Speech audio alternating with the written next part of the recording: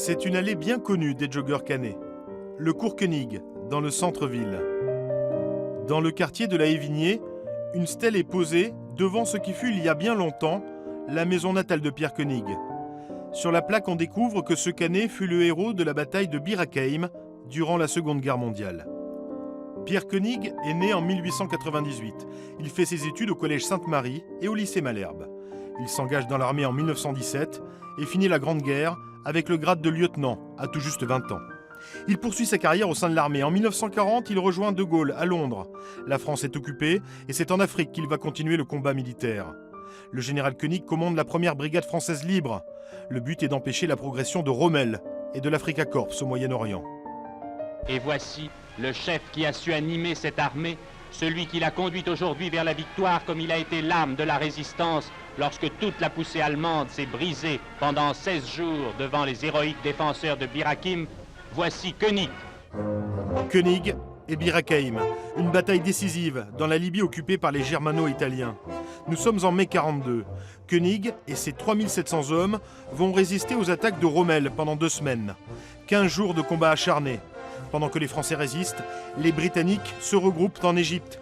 Ce fait d'armes va leur permettre de triompher quelques mois plus tard lors de la bataille d'El Alamein, épisode crucial qui va entraîner la défaite des Allemands en Afrique. De nombreuses personnalités saluèrent le courage des hommes de Koenig. Ainsi, Winston Churchill, alors Premier ministre du Royaume-Uni, déclara « En retardant de 15 jours l'offensive de Rommel, les Français libres de Bir Hakeim auront contribué à sauvegarder le sort de l'Égypte et du canal de Suez. » Le général Koenig est rappelé à Londres en 1944 pour être nommé général en chef des forces françaises de l'intérieur. Côte à côte avec les Britanniques, puis avec nos autres alliés, nous avons d'abord combattu dans la nuit des défaites.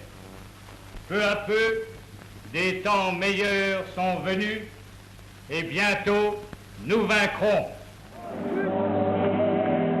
On le voit ici à Wembley lors d'une rencontre internationale entre la France et l'Angleterre. En digne représentant de la France libre, il salue l'ensemble des joueurs. Pour la petite histoire, la rencontre se terminera par un match nul, 2-2. Il débarque dans sa Normandie natale le 14 juin. Ce jour-là, il accompagne De Gaulle jusqu'à Bayeux. L'accueil est triomphal dans cette ville libérée.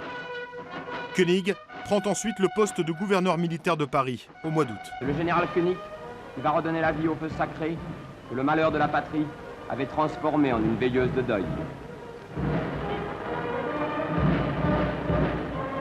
Le geste rituel a réveillé la flamme. Il reçoit la Legion of Merit des mains du général Eisenhower. Cette décoration est décernée pour conduite exceptionnelle en période de guerre. Une guerre qui se termine.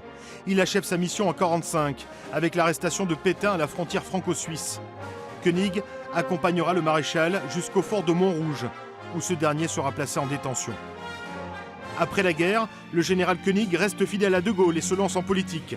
Il faut maintenant reconstruire le pays. Il devient ministre de la Défense nationale dans le gouvernement de Pierre Mendès France. Il rendra visite aux troupes françaises à Hanoï à la fin de la guerre d'Indochine en 1954. Il s'éloigne définitivement de la Normandie et meurt à Neuilly en 1970. Il est élevé au grade suprême de maréchal de France à titre posthume. Un régiment de transmission de Bretteville-sur-Odon portera son nom, le quartier Koenig. Aujourd'hui, l'armée a cédé sa place à des entreprises.